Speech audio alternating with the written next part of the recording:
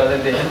I think ये देख के हम लोगों को काफ़ी क्लैरिटी मिल रहा है कि हमारा नया हरिओम कैसे बनेगा, क्या लेआउट्स होंगे, हमारा घर किस तरह से बनेगा।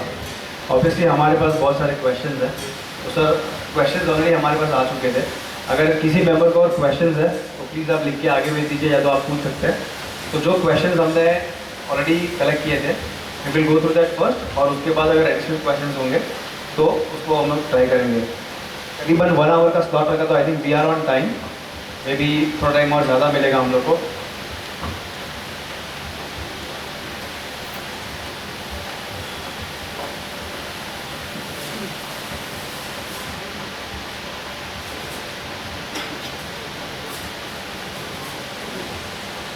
सर हमारा पहला एक क्वेश्चन था कि हमने जो टेंडर प्रोसेस किया, जो फेब्रुवरी ऑलमोस्ट 2023 से विकी भाई थे, फिर मुकुंद भाई ज्वाइन हुए, तो फेब्रुवरी से लेके हमारा जो सफ़र है टेंडरिंग प्रोसेस का, उसके बारे में फीडबैक लेना चाहेंगे आपसे कि हमने जो ओवरऑल प्रोसेस फॉलो किया है, आपके अकॉर्डिंग कैसा था, क्या इम्प्रूवमेंट्स कर सकते थे, क्या बेटरमेंट था।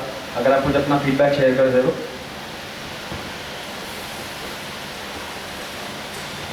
Tendering में only the process जो was amazing. You have used the technology and software and that was very good. एक ही सजेशन था उसके अंदर कि कुछ जगह पे आप inputs जो you have restricted us to certain inputs, वहाँ पे मैं थोड़ी सी freedom होनी चाहिए थी कि कहाँ पे हमें अगर हमारी कुछ चीज़ें input करनी हो तो we could put it and the score can get much better. So that was the only suggestion. Otherwise the use of software was good. No problem sir, will consider and hopefully second round में जो आपको bid दिया है that is open, उस पर कोई rejection नहीं है। So I think you have taken our feedback पहले ही and it has come to you open. Thank you so much for that. Sir हमने आपकी जर्नी देखी 1994 से अभी तक, तो वो क्या सीक्रेट सॉस है आपके पास कि इतना बढ़िया सक्सेस इतने शॉर्ट टाइम में एज अ डेवलपर आप लोग ने अचीव किया, जो माइलस्टोन बिल्डिंग बनाई है जो हमने देखा, स्पेशली मरीना इनके जो आपकी लेटेस्ट है, तो कुछ ऐसा सीक्रेट सॉस आपके पास है या तो सीक्रेट वेपन है जिसके थ्रू इतना बढ़िया काम आप कर रहे हैं बॉम्बे में? Secret weapon is only transparency and commitment. What we commit, we fulfill. And whatever there is a commitment, हमने सब चीज़ों की ट्रांसपेरेंसी से काम किया है और ट्रांसपेरेंसी से कस्टमर्स को सारी चीज़ें दिखाई गई है, बताई गई और चीज़ें दी गई है। So this is the only secret you can say कि transparency, commitment and time. Thank you sir, I think that is what we were looking for. और आपने देखा हो कि हम लोग भी बहुत ट्रांसपेरेंट है, आपके पीछे हमारी विजन लगी हुई है, और ये दिसंबर से यहाँ पे मुकुंद भाई 2 बार आ चुके थे, तो उन्होंने देखा कि हर एक फ्लोर पे ये विजन लगी है। तो I hope we are align to this 1 December 2023 agenda कि हमको यहाँ से वेकेंट करके निकलना है, we start our construction immediately. Hopefully sir, correct. तो sir we would like to inform you कि ऑलरेडी हमारे मेंबर्स के पास है 81% कंसेंट हमारे पास है to go for redevelopment. So we are in a pretty good position compared to what is legally required. 20% we can work out, उनकी कुछ questions होंगे हम लोगों को आंसर सॉर्ट आउट करके we will get the majority. Anyways, majority is there, but हमारे target है 100% consent ताकि स्मूथ प्रोसेस आगे बढ़ सके। फोर्थ क्वेश्चन था गोल का, तो आई थिंक हम लोगों ने ऑलरेडी बात किया कि वी आर अलाइन एंड हमको 1 दिसंबर 2023 तक होपफुली वेकेट करने का मौका मिले, subject to the government regulations and guidelines.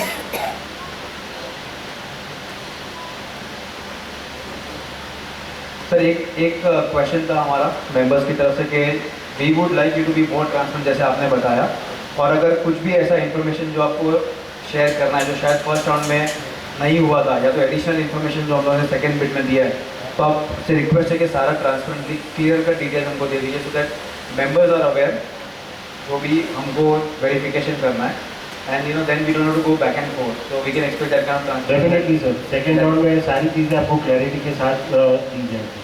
Thank you. जो भी हम सबमिट करेंगे उसमें everything will be clear. And six the same thing, जो एडिशनल डॉक्यूमेंटेशन, आई थिंक आपकी टीम को बहुत ज़्यादा डॉक्यूमेंटेशन हमने दे दिया है फिल करने के लिए, भरने के लिए, thanks to nine by our coach as well. But I think you given significant amount of time also. इस बार शायद लास्ट टाइम कम लग रहा था, बट दिस टाइम हम लोगों ने पहले ही एडिशनल टाइम दिया, तो hopefully within that timeline we will get all the documentation and the form which we require. Yes sir, nine by time पर मળી જશે।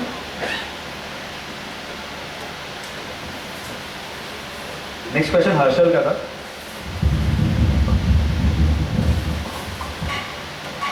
Thank you for being here, sir. We have shared a list of abilities to you by email. तो हम लोग ने काफ़ी amenity सोच के आपको प्रेजेंट की है। हम लोग और एक चाहते हैं कि थोड़ा इनोवेटिव कंसेप्ट हो, वेस्टर्न सबर्ब्स में कुछ यूनिक कंसेप्ट से हमारा बिल्डिंग बने, क्योंकि हमारा जो लेआउट है वो थोड़ा अट्रैक्टिव है। तो उसके बारे में आपने कुछ सोचा है कि कुछ और वैल्यू एडिशन हो सके? जनरली सब बिल्डिंग में आज एमिनिटीज़ होती है, but something unique, something innovative, something different. तो have you sir thought about it? Sir सोच में तो बहुत सारी चीज़ें चलती रहती है, जब एग्जीक्यूशन का टाइम आता है definitely will share with you and even not you, हमको भी ऐसा चाहिए कि हमारा प्रोजेक्ट एक यूनिकनेस से हो। आपने जो कम्युनिटीज़ दी है वो भी हमने गो थ्रू किया है, उसमें भी हम और क्या बेटरमेंट कर सकते हैं, क्या और चेंजेस कर सकते हैं, मतलब जिससे प्रोजेक्ट यूनिकनेस हो, will definitely work it out. और हम आपको पूरी कोशिश करेंगे कि एक एक्सेप्शनल प्रोजेक्ट बना के दें यहाँ पर। Thank you so much. तो you are in line with our thought कि एक यूनिक चीज़ बनाएंगे साथ में मिलके। Thank you so much. I invite mister Satish for the next question और सेक्रेटरी।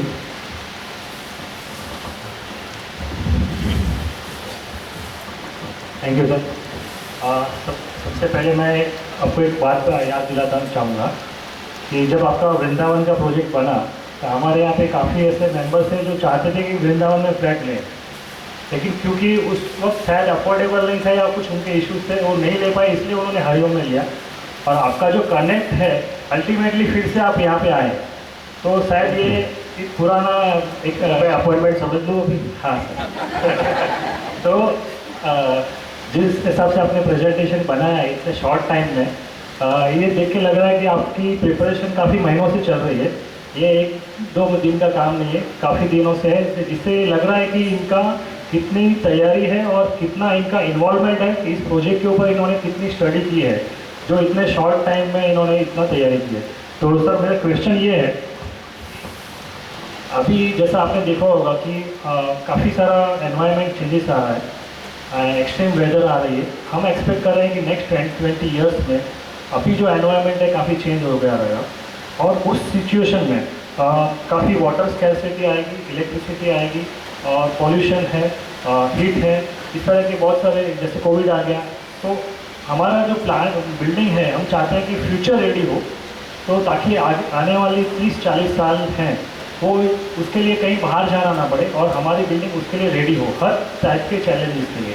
तो उसके लिए आपके क्या व्यूज़ हैं और क्या आपकी प्रिपरेशन है, उसके ऊपर थोड़ा करेंगे तो थैंक यू। सर प्रिपरेशन में ऐसा है कि I can tell you in depth right now, but as per the norms what I ma'am also said कि MOF वगैरह जो हमें लगता है उसके अंदर जो आपने सारी चीज़ें बोली, water scarcity, for example solar panel जो आ जाते हैं, तो this all majority things are covered कि जहाँ पे building has to be insufficient capable है कि उनको कोई और चीज़ों के ऊपर तकलीफ ना हो। बेसिक चीज़ एम्यूनिटीज जो है, जैसे OWC आता है, सेप्टिक ये अपना सेप्टिक टैंक्स आ जाते हैं, बहुत सारी ऐसी फैसिलिटीज़ है जो अभी मैंडेटरी हो गई है as per the norms with certain plot sizes और कंस्ट्रक्शन एरिया। तो उसके वजह से आपके प्लॉट के अंदर तो ये सब बेसिक सारी चीज़ें आ जाएगी। And about that if at a time if we come to know something else कि और भी ये करके बेटर कर सकते हैं, will definitely speak to you, consult you, और म्यूचुअल अंडरस्टैंडिंग से हम साथ में उसको इम्प्लीमेंट करेंगे। Thank you sir. So next question, sir. Obviously, we were not aware your architect team is going to be there, but question था कि we need a thoroughly professional, architect along with them. We have seen Space Molders as one of the best you have so far, considering the project you have seen. Apart from that, do you think you might get in any additional support from other architects, in Mumbai, considering the plot size, or this is going to be good No, enough? only the Space Molder. Ma'am is doing the best and she is the best. Yeah, so this question is put in because we didn't know Space Molders होता है, but it's a good thing that we saw that. Next question was from Hemal. Hemal is there.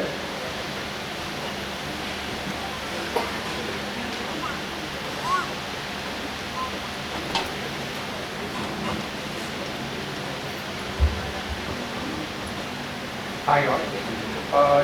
अभी जैसे सुनने में आ रहा है कि जो लेटेस्ट कंस्ट्रक्शन जो बिल्डिंग बनती है नई नई उस समय माइवेल कंस्ट्रक्शन यूज़ होता है और काफ़ी बिल्डर्स या डेवलपर्स उससे भी बेटर क्वालिटी यूज़ करते हैं, तो उसके एडवांटेजेस एज ए रेजिडेंट हमको काफ़ी होता है और कंस्ट्रक्शन भी काफ़ी क्विक होता है और मजबूत होता है। तो मतलब हम उसी टाइप की टेक्नोलॉजी में जाने वाले हैं या उससे एडवांस जाने वाले हैं? सर, हम आज की तारीख में हम माइवान में ही काम कर रहे हैं। अगर मरीना साइड पे आप आए रहेंगे तो जो अंडर कंस्ट्रक्शन हमारा वहाँ पे टावर्स चल रहे हैं वो भी करेंटली माइवान में ही चल रहा है। So your also definitely will think of the Mivan only. Sir ये माइवन जो प्लान यहाँ पे जो बताया था with 16 variations and I am assuming अगर 6 फ्लैट एक फ्लोर पे है तो क्या माइवन पॉसिबल होगा? बिकॉज हमारा अंडरस्टैंडिंग था कि it has to be same नीचे से ऊपर तक। सर होता है, उसमें बहुत डिफिकल्टीज थोड़ी बहुत आती है। इसके लिए मैम ने तभी प्रेजेंटेशन में क्लियर किया था, अगर हम इसको कैटेगरी वाइज को थोड़ा सा और क्रंच कर दे तो it can be much better. So that definitely we have to sit together and work it out on that thing. Perfect, या दैट्स वैलिड एज वेल। और एक इसमें एक क्वेश्चन था, शायद हमने नहीं था, बट फ्लश कॉलम्स का करके एक क्वेश्चन हम लोग किसी ने पूछा था, एच बीम और flush columns, is that being considered? Again it's a technical question, I am also not aware, but किसी टेक्निकल ने पूछा था जो फ्लश बीम्स होते हैं या तो एच कॉलम्स होते हैं। See, once we freeze the plant जब फ्रीज करेंगे ना तो ये डिसीजंस स्ट्रक्चरल इंजीनियर को लेने में आसानी होगी। At this moment it is very difficult to tell कि what exactly we are going to do, because आप अभी मैंने जैसे बताया कि 16 वेरिएशंस है, तो 16 कैटेगरीज के फ्लैट्स, जैसे आपने भी बताया कि Mivan becomes difficult when you have so many categories, तो ये सब चीज़ें हैं। See we will try to do maximum utilization of space, मतलब आपको कारपेट एरिया जितना क्लियर मिलेगा उतना हम बेनिफिट आपको दे देंगे। तो उसके लिए फिर एक बार प्लान फ्रीज हो जाएगा तो हम लोग स्ट्रक्चरल इंजीनियर के साथ बैठ के we will work out with him कि what is the best structural configuration for your building and we will use it. Thank you so much for the clarification. Members, एक सजेशन था कि ये question अगर मेरे पास है तो मैं कंटिन्यू करूँ so that it becomes easier. Are you guys okay? सब लोग को चलेगा? मैं कंटिन्यू कर सकता हूँ आपके बिहाफ पे? Okay, thank you. सो दूसरा क्वेश्चन था प्रोफेशनल अपॉइंटमेंट के लिए। फॉर एग्जांपल आप लोग का ब्रेड एंड बटर है, आप day in day out construction में वो, लेकिन वी ऑल आर लेमैन, यहाँ से कोई भी डेवलपर नहीं है, तो हम लोग का प्रपोजल है कि we appoint a third party auditor who is going to make sure कि वो ऑडिट करेगा जो भी क्वालिटी कंट्रोल्स है जो हमारे एमिटीज लिस्ट में है, plus whatever are the minimum requirement. Are you align that we should appoint a third party auditor? Sir उसमें काम करने में डिफिकल्टी हो जाती है। ओके, जहाँ पे थर्ड पार्टी ऑडिटर आ जाता है वहाँ पे काम करने में फिर एक ऐसा हो जाता है कि मियाँ बीवी के बीच में एक सौतन आ गई है, दैट टाइप ऑफ फीलिंग। अगर सोसाइटी और डेवलपर म्यूचुअली कंसर्न करके काम करे और अंडरस्टैंडिंग से करे तो शायद वो ज़्यादा बेटर हो सकता है। और पीएमसी तो है ही आपके पास, so I guess there is no as per my thing third party auditor is not required. Okay.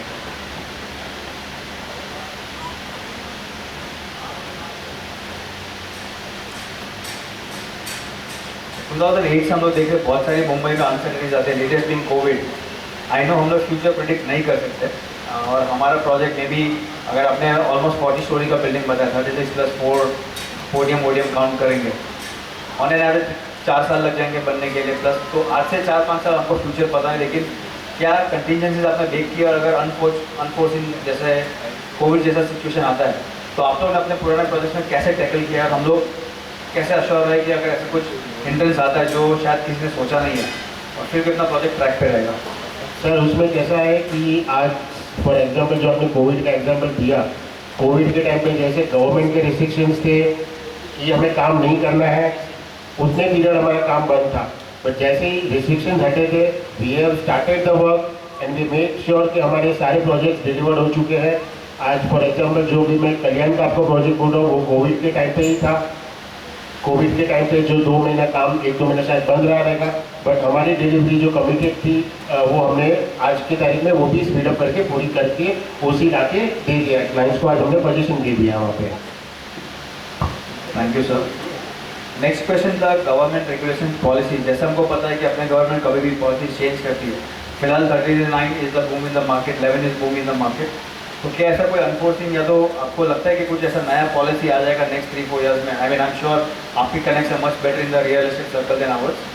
ऐसी कोई पॉलिसी जो हमको शायद इम्पैक्ट हो सकती है, या तो अगर ऐसे अभी नहीं 3-6 महीने ज़्यादा खींच लिया, ऐसी कोई पॉलिसी आ गई या तो प्लस या तो minus? I guess Mr. Prashant is the best person to answer. I think looking at this government, whatever this scheme, even this 33(9) which has come right now, they are incentivizing redevelopment. What happens is, if you go for one particular building of say 800 square meters, and if you club together a few societies and bring the plot size to 6,000 square meters, we get a lot of good scope for planning, designing. Now in this particular case, actually I am amazed to know that there are 16 types of various categories. And normally what happens, the biggest challenge as far as designing is concerned is there is a particular grid which goes up as far as designing of a building is concerned. And 16 types of flats configuration, the way in which Madam has planned is phenomenal. And from time to time, one very current positive step I think of this particular government is there has been no enhancement in the stamp duty for registration.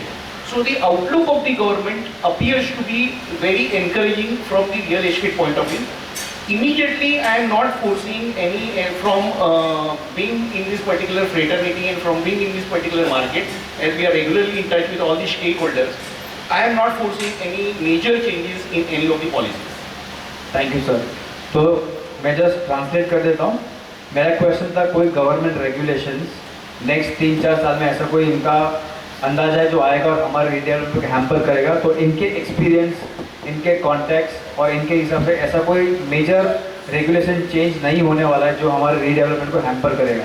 तो जो भी 33(9)(11) जो भी है plus existing regulation should continue, और हम लोग को कोई ऐसा गवर्नमेंट रूल्स की वजह से कोई ट्रबल एज ऑफ टुडे दिख नहीं रहा है। Sir correct? Yes, yes. Perfect. तो सर जैसे कि हम लोगों ने टीपीए का आपका फीडबैक लिया, आप क्या प्रपोज करते हैं कि हम लोग जो क्वालिटी होना चाहिए बिल्डिंग का, प्रोग्रेस मॉनिटर करना है, वो हम मिलके कैसे करेंगे if we don't have a third party auditor?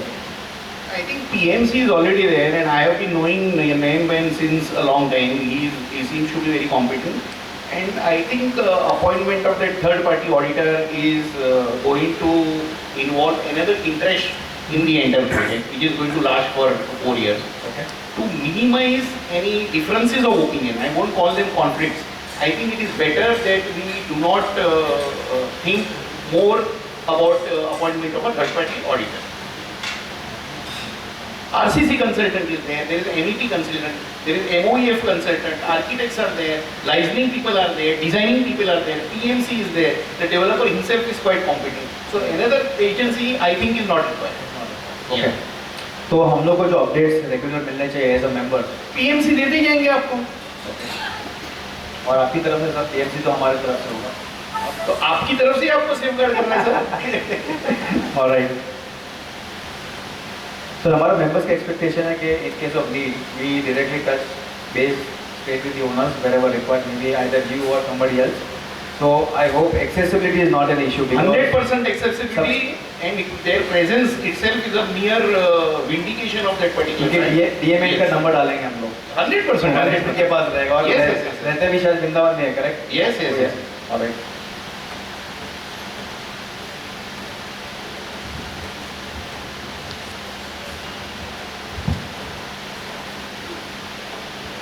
तो जैसे कि हमारे से ज़्यादा आप लोग को रीडेवलपमेंट में एक्सपीरियंस है, बट कुछ ना कुछ मेंबर्स होंगे जिनके जेन्युइन ग्रीवियंसेस होंगे, कुछ लोग सेटिस्फाई नहीं होंगे, बहुत जन सेटिस्फाई होंगे। तो वो जो डिफरेंस ऑफ ओपिनियंस आते हैं, how what is your experience in tackling them, और आप लोग उसको कैसे करेंगे? For example We will involve, we will engage ourselves in a very transparent and consultative process, wherein regularly we will be having review meetings, and any sort of smallest of difference of opinion or any smallest of grievances will be addressed. Don't worry about it. That is our commitment. तो इनका commitment है कि ये available रहेंगे, हमारे कोई भी छोटे से ग्रेवेंसेस होंगे, छोटे से डिफरेंसेस होंगे, वो रिजॉल्व करने के लिए और एज अ फैमिली आगे बढ़ने के लिए। 100%. Thank you.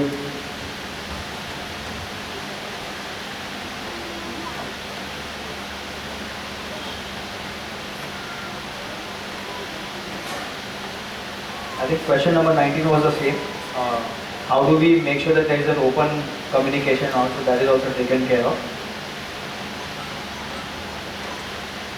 तो जनरली क्या होता है रीडेवलपमेंट, आपको भी पता है कि most of the members activate होते हैं जब ये लेआउट का सब देखते हैं, और या तो फिर towards the end towards the DA. अभी देयर इज अ फियर ये डीए साइन कर लिया और मेरे को ये पसंद नहीं आ रहा है लेआउट एंड ऑल, तो हमारा रिक्वायरमेंट है already in the tender the first draft and second के we will need at least 3 layout and option to choose from. जैसे मैम ने एक ऑप्शन ऑलरेडी बताया, प्लस अगर हम लोग समझो रैशनलाइजेशन करते हैं या तो मे बी डिज़ाइन चेंजेस करते हैं, तो R be open for that? We are 100%. These are very tentative presentations. As Right. you yourself admitted, a very short time was given. This Totally is a agree. massive project going to last for 4 years, and there will be an open interaction with you people. We will be taking all your feedback into consideration before presenting the final layout or the final drawings to you. But I would say it's a commendable job, ma'am and your team. इतने कम time में Thank you so much. I mean, sir ने बोला कि we are presenting this option and we were very happy कि इतने short time में there is something to see and there is a vision जो members देख सकते हैं कि आगे क्या बनने वाला है. So thank you for that.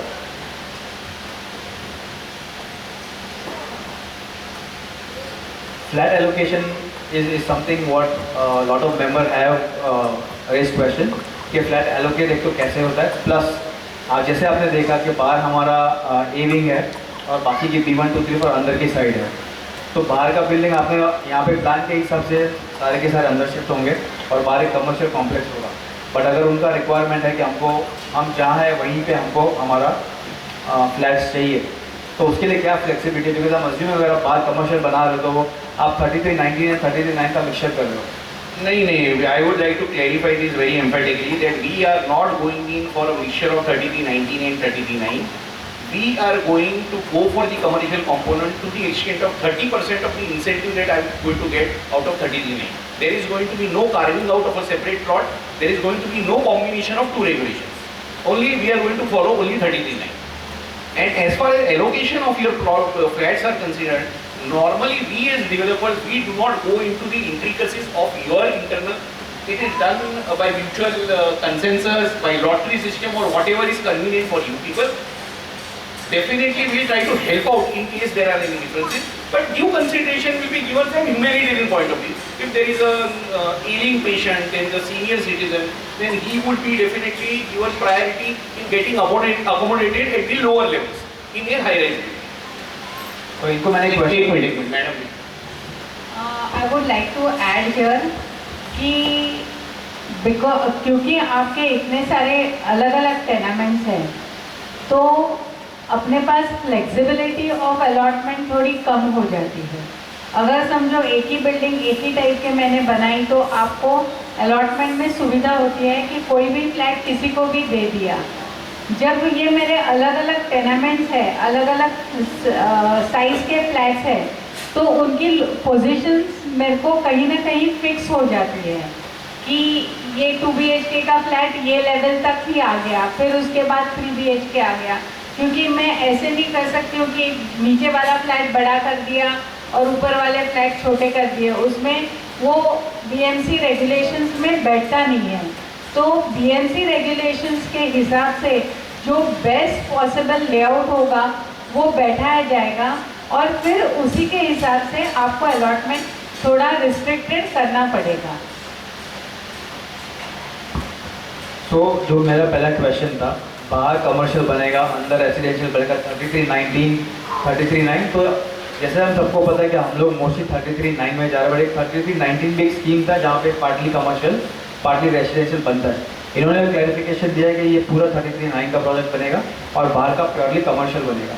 रहा बात एलोकेशन का, तो वो सोसाइटी मेंबर्स के ऊपर है, उनको अपना एलोकेशन कैसे करना है, लॉटरी से करना है या तो नीचे से ऊपर जाना है। अपने जैसे मैडम ने बताया 16 टाइप के फ्लैट्स है पूरे 5 विंग्स में मिला के, इसके लिए बहुत कॉम्प्लेक्स प्रोसेस हो जाता है, किसको कहाँ पे चाहिए। लिमिटेशंस के साथ हम लोग को एक ऑप्शन ढूंढना पड़ेगा which is better for all of us, जो फ्लैट एलोकेशन होगा। शॉप्स का आपने क्लैरिफाई कर दिया कि शॉप्स अपने बाहर आएंगे, पर हमारे टेंडर में हमने लिखा है कि there are 2 or 3 units which are hospitals, तो उसके लिए आपका क्या प्लान है? Where do you plan to place the hospital? जो रेसिडेंशियल कॉम्प्लेक्स है उसके ही आइदर कमर्शियल बिल्डिंग है वहाँ पे भी बिठा सकते हैं, या तो I think it would be better in that A wing की position. So better the commercial, Yes. because they will need a separate entrance and all concerning तो the उनको वहीं पे होगा तो बेटर होगा, ताकि रेसिडेंशियल मेंबर्स को वो इंटरफेरेंस ना हो from the outer side public. I think that answers the question. So maybe एक आगे का क्वेश्चन पहले पूछता हूँ, जो आपने अलग अलग जो बिल्डिंग बनाई है, एक में पूरे टेनेंट्स और दूसरे में सेल के लिए, what is the logic? Because हमारा एक्सपीरियंस जो बाहर से जनरली सुनते हैं या तो जहाँ पे किसी के मल्टीपल फ्लैट्स है, दो डिवीजन करने से इट्स लाइक दो डिफरेंट सोसाइटीज हो जाती है, साथ में मिलके रहते नहीं है, क्वालिटी ऑफ कंस्ट्रक्शन और quality of material use gets compromise. So what is the thought process कि हम लोग अलग करें? यहाँ पे where Guru Kripa is concern, be rest assured कि ऐसे कुछ नहीं होगा कि इसका क्वालिटी ऑफ कंस्ट्रक्शन एक तरीके का होगा और वो दूसरे तरीके का होगा. As long as I know them they will be equal bestness in both the project. जो यहाँ पे बनेगा वही क्वालिटी आपको वहाँ पे भी बनेगी. अलग बनाने का रीज़न यही है कि साइज ऑफ द फ्लैट्स, शायद गुरु कृपा बड़े साइज के फ्लैट्स बनाना चाहे तो वो जो आपके फ्लैट साइज है और उनके फ्लैट साइज है उसमें कॉन्फ्लिक्ट हो सकती है. तो वो सब रैशनलाइज करने के लिए हमें अलग विंग देनी ज़रूरी पड़ती है. इसके लिए हम लोग सेपरेट विंग दे रहे हैं. और आपने एमिनिटीज़ का तो लिस्ट बनाई है तो उसमें फ़र्क तो होगा ही नहीं. और स्पेशली एमिनिटीज़ जो ये है मतलब कॉमन एमिनिटीज़ है लाइक फिटनेस सेंटर और the podium also that is going to be use commonly. तो नेचुरली आपको वहाँ पे भी you are using the same as the sale people. Thank you. अगर इन केस हमारा क्लियर कट रिक्वायरमेंट है कि सेल और हमारा building it should be divided mix, तो are you open with that proposal? क्या वो भी कॉम्बिनेशन हो, दोनों विंग्स में सेल फ्लैट भी होना चाहिए प्लस रीडेवलपमेंट के एग्जिस्टिंग टेनेंट्स भी होने चाहिए? उसमें डिफिकल्टी एक ही है, जैसे मैंने बताया, प्लानिंग कंस्ट्रेंट्स जो आपके एरियाज हैं और जो हमारे सेल के एरियाज हैं दैट वो डिफरेंट हो सकते हैं. सो वो मैच कर पाना डिफ़िकल्ट है. और इसमें एक हमारा जो थॉट प्रोसेस ये है कि आज आपका जो टेनेंट का बिल्डिंग है वो हम जो साइज से बना रहे हैं we can get it done as much as early as possible. आपको ओसी लेके हम उसमें शिफ्ट कर दें. हमारा सेल बिल्डिंग जो है वो भले हम पहले चालू हो बट आपका प्रोजेक्ट हम शायद डबल स्पीड से करके हम आपको पहले डिलीवर करके दे दें. This is our important criteria for this thing. Thank you. That was my next question. So thank you for sharing that. इसके बाद दो रिस्क रिलेटेड क्वेश्चंस है. जैसे कि हमने ऑलरेडी आपको लिस्ट ऑफ थर्ड पार्टीज जो हमको मिले हैं हमने आपको ऑलरेडी ईमेल कर दिया. तो we have to make sure कि जो भी आपके थर्ड पार्टीज आपके साथ एसोसिएटेड है, वेंडर्स है के पार्टनर्स है, there is no major risk from a political perspective और any the perspective which is going to risk the project. नहीं, ऐसा कुछ भी नहीं है. We are very clear and we are transparent in that matter. तो मैं पॉज करना चाहूँगा. अगर मेंबर्स आप में से किसी को इतने क्वेश्चंस पूछे हैं उसमें से और कोई क्वेश्चन ऐड करना है तो हम लोग उसको पूछ सकते हैं, उसके बाद बाकी क्वेश्चन पूछेंगे. किसी को और कोई क्वेश्चन ऐड करना है तो मैं समझ रहा हूँ कि आपके जितने भी ऑलमोस्ट क्वेश्चंस थे डायरेक्टली और इनडायरेक्टली अब तक आंसर हो चुके हैं. करेक्ट? तो हम लोग आगे बढ़ते हैं. तो 2-3 क्वेश्चंस डीए के ऊपर है. जैसे कि हमारे सोसाइटी में मैक्सिमम 60% सीनियर सिटीजन होंगे और बाय द टाइम हम वापस आएंगे हम भी सीनियर सिटीजन बन जाएंगे. मे बी 70-80% उस टाइम पे हो जाएगा. So DA is very critical for us. Transparency जो आपने ऑलरेडी कमिट किया है plus how are you going to finance and the safety and the security of all the members in case of unfortunate situation कुछ भी होता है तो हम वापस घर कैसे आएंगे, वो सारे क्लॉजेस हमको डीए में चाहिए. I hope that is the standard. मैं खुद चाहूँगा कि हम डीए बड़ी ट्रांसपेरेंसी से बनाएं और उसको सारी चीज़ें उसमें कवर हो और फिर हम उस चीज़ को आगे लेके जाएं. जो आपके सारे जो पॉइंट्स हैं वो सारे हम डीए में कवर हम खुद भी करना चाहेंगे सो that it is your safety and हमारी भी safety. Thank you for that sir. Next question था सर टाइमलाइंस के लिए. तो जनरली ऐसे प्रोजेक्ट्स में हम लोगों ने देखा इतने बड़े में हमने अपॉइंट किया फिर डीए बना फिर ये, तो we will assure that there will be no delay from our side and we also need an assurance from your side. क्योंकि ऑलरेडी एक बार चार्ट हमने भेजा है जहाँ पे आपको टेंटेटिव टाइमलाइंस देना होगा and we will abide by the timeline so that आपके लिए भी बेटर है हमारे लिए भी बेटर है. We assure you as a member and a family that हमारी तरफ से पूरा कॉपरेशन आपको मिलेगा and we expect the same from you as well. Sir आपका कॉपरेशन है तो बस हमारा भी कॉपरेशन है पूरा काम बनाने के लिए। Members are we ready for the cooperation? थोड़ा जोर से, पापा जी को टाइम है। Thank you. तो थोड़ा रेरा को रिलेटेड क्वेश्चन था। तो जब हम स्क्रूटिनी कर रहे थे नयन भाई और हम लोग, तो रेरा में बहुत सारा इन्फॉर्मेशन आपका मिसिंग है। तो can your office make sure कि जो भी मिसिंग इन्फॉर्मेशन है रेरा वेबसाइट पे वो अपडेट हो जाए, ताकि we directly pull the information